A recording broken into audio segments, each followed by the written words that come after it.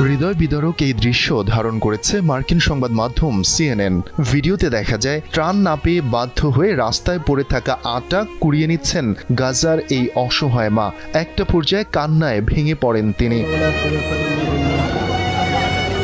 এ সময় চিৎকার করে ইসরায়েল ও আরব দেশগুলোর বিরুদ্ধে আল্লাহর কাছে বিচার দেন এই মা।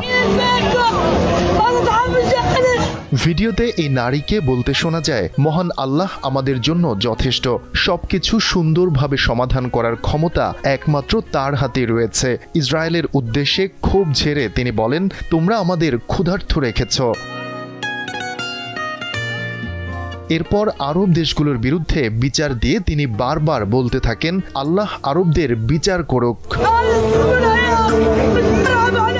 গাজায় যে এরই মধ্যে দুর্ভিক্ষ চলছে, ভিডিওটি তার বড় প্রমাণ বলে মনে করা হচ্ছে। ওয়ালটন বিএলডিসি ফ্যান, খরচ বাঁচে 65% পর্যন্ত। ওয়ালটন বিএলডিসি ফ্যান ছড়ায় স্বস্তির সবুজ হাওয়া। মার্কিন সংবাদ মাধ্যম CNN বলছে, ইসরায়েল গাজায় অবরোধ আরোপ করে রাখায় জাতিসংঘ ও অন্যান্য সংস্থাগুলো দুর্ভিক্ষর ব্যাপারে সতর্কতা দিয়ে আসছে, যার চিত্র এখন ফুটে উঠছে। যদিও অনেকের মতে গাজায় ইতিমধ্যে দুর্ভিক্ষ শুরু হয়েছে।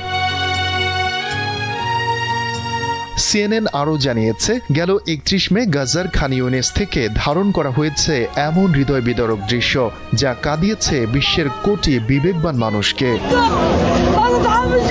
শফিকুল ইসলাম শান্ত, দীপ্ত সংবাদ।